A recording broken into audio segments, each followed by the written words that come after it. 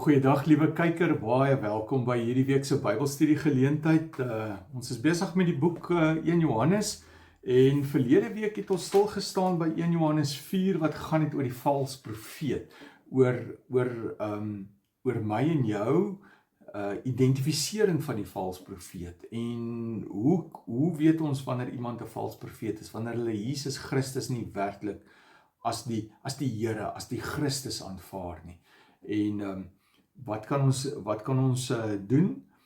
Ons weet dat ons sterker is en ek hoop jy kon dit in hierdie week uitleef en dat jy 'n verskil en 'n impak gemaak het in hierdie wêreld. Nou wel, hierdie week gesels ons oor daai baie bekende gedeelte 1 Johannes 4 daarvan vers 7 af wat vir ons sê dat God is liefde, né? God is nie soos liefde nie, maar hy is liefde. Nou voordat ons daarna kyk, kom ons sluit die oë en dan bid ons saam. Vader, baie dankie dat u liefde is. Dankie dat u liefde so mildelik oor ons uitgestort het. Maar dankie dat u ook lief is vir die hele wêreld. Dat u vir hierdie hele wêreld kom sterf het. Ek bid dat u ook vandag deur die Heilige Gees uit hierdie gedeelte met ons sal praat en ons opnuut attent sal maak hoe lief u ons het. Dankie daarvoor. In Jesus naam bid ons dit. Amen.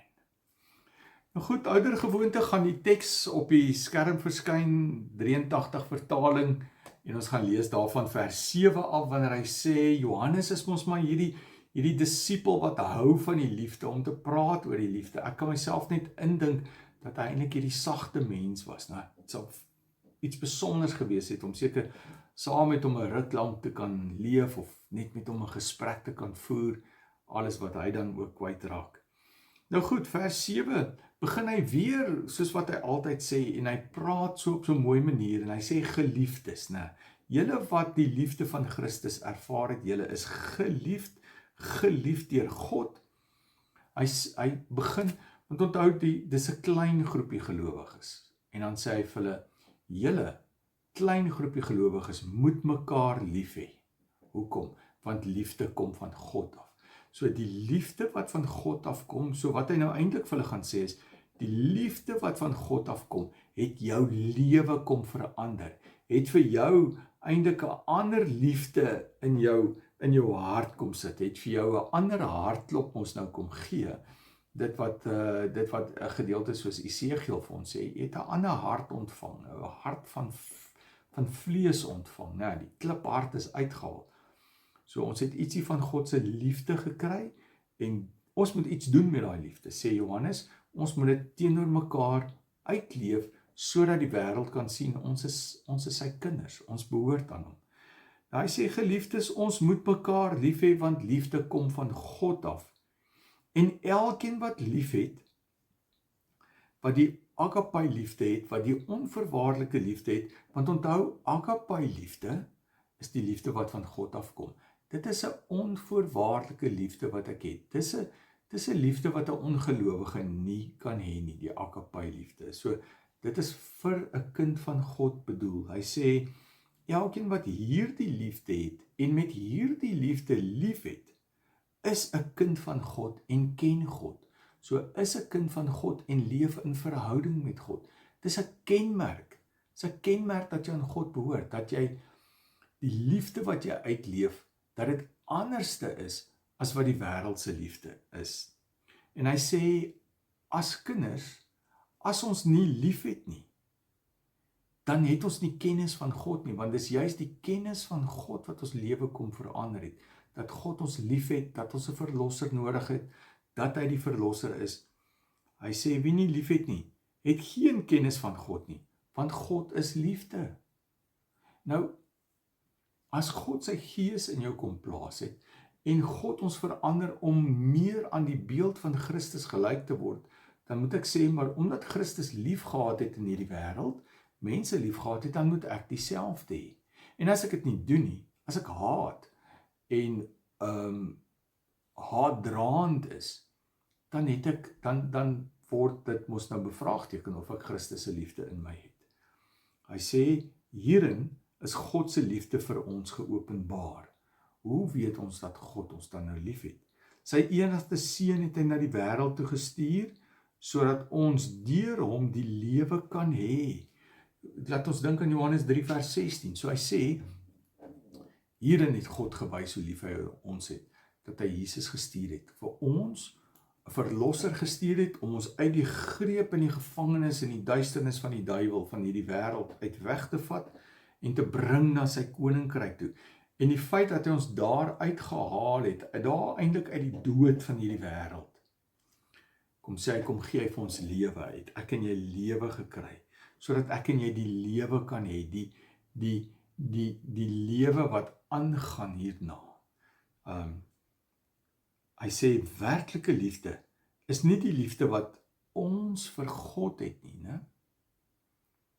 Maar die liefde wat hy aan ons bewys het, deur sy seun te stuur as versoening van ons sondes. Dis waar ons leer van liefde.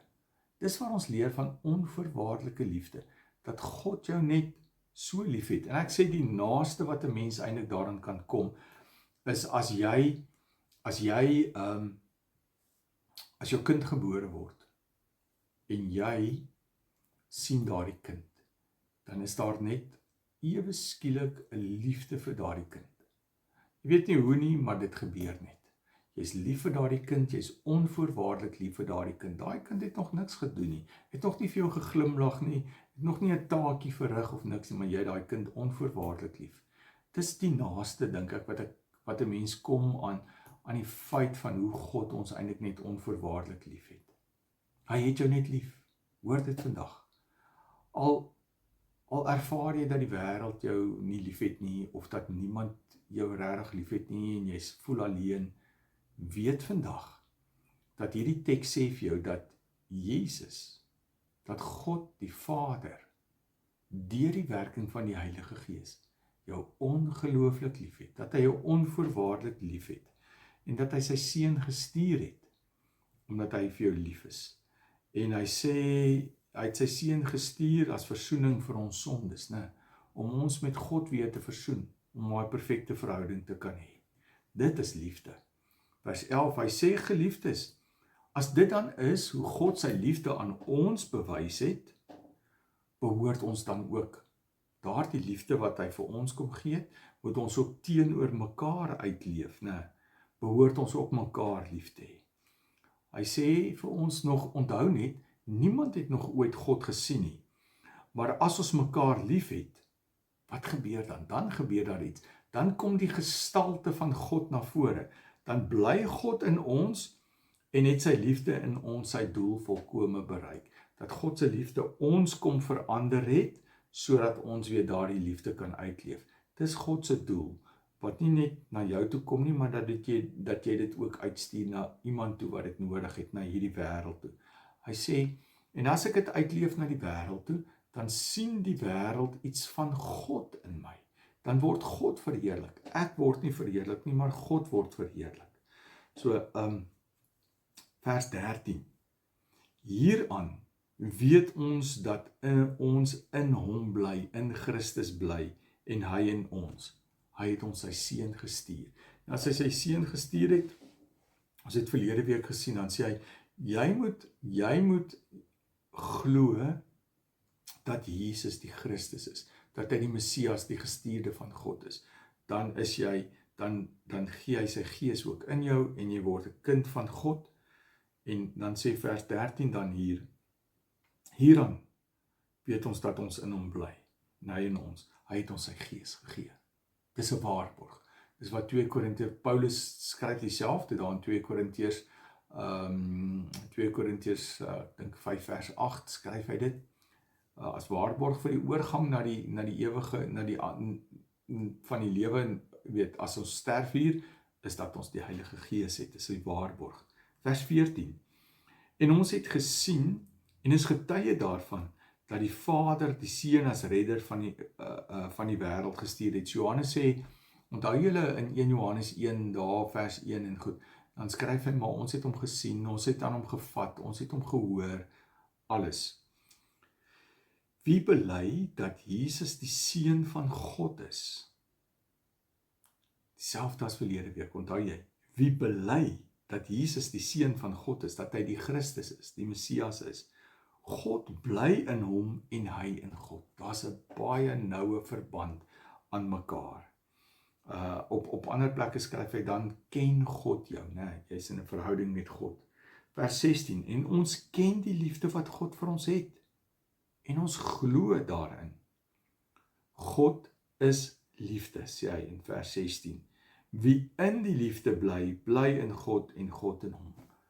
Hy sê, as gevolg van God se liefde het jou lewe kom verander, en jy kan nie anders nie. Jou lewe van dankbaarheid is ook 'n daad van liefde wat jy teenoor God uitleef, as jy dit ook uitleef teenoor die wêreld.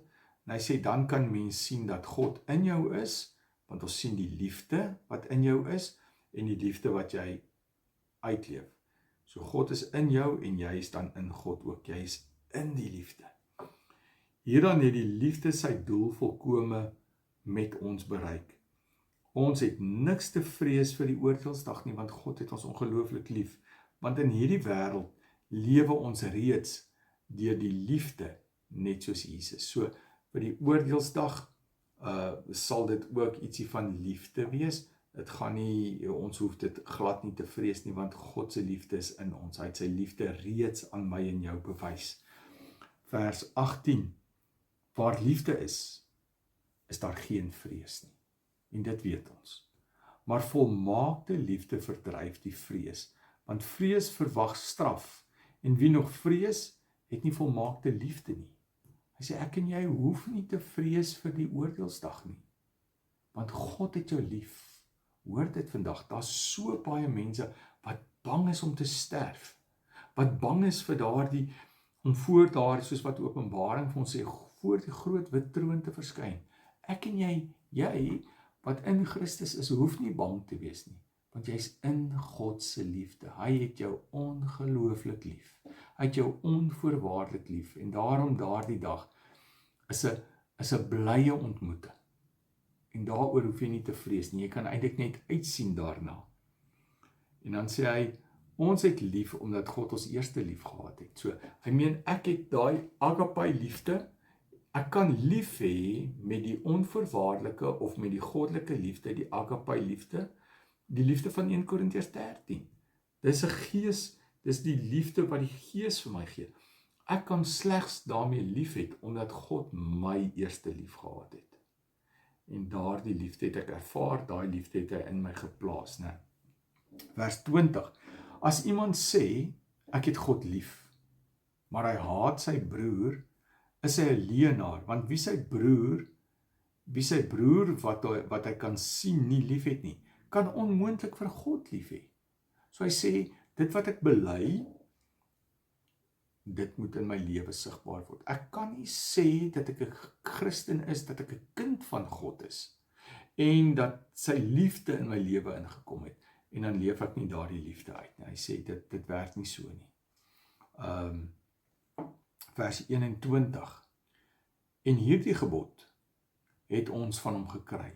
Wie vir God lief het, moet ook sy broer lief hê, moet ook sy naaste lief hê. Want sien, op die ou einde, liefde, God se liefde het jou lewe kom verander. Ek het al die beeld gebruik by een van die vorige studies, by een van die vorige boeke. Dis soos 'n stukkie beskuit wat jy in die koffie druk. Daardie stukkie beskuit verander as ek hom in die koffie druk. Dan word hy sag.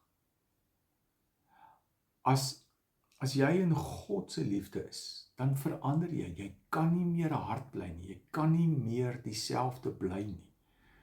En dit beteken dat ek dan anderste in die wêreld gaan leef ook, want God het jou kom verander.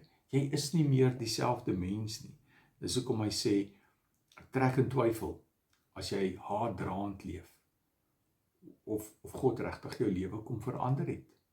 So, Johannes wil hê, dat die gemeente regtig sal lief wees vir mekaar, en die liefde wat hulle teenoor mekaar uitleef, dat dit 'n stuk getuienis sal wees dat God leef, en wie God is, dat dit 'n stuk getuienis na die wêreld daar buite sal wees. Dit kom in hierdie onvoorwaardelike liefde. So nou vra ek vir jou vandag, hoe lyk jou liefde? Hoe lyk jou onvoorwaardelike liefde? Is dit sigbaar? Kan mense dit sien? Sien, ons sukkel maar almal van tyd tot tyd daarmee. Daarom is dit nodig om soms net stil te word en net weer te dink aan die liefde wat aan jou bewys is. Nou, dink net hoe lief het God jou gehad. Dat hy ten spyte van wie en wat jy is en wat jy gedoen het in jou lewe, dat hy net gekom het en gesê het, vir jou sal ek ook sterf, want ek het jou lief. En ek glo en vertrou dat my liefde wat ek uitstort teenoor jou lewe sal verander. En mag dit ook in hierdie week die geval wees. Mag jou lewe so verander. Mag mense Christus se liefde in jou lewe sien.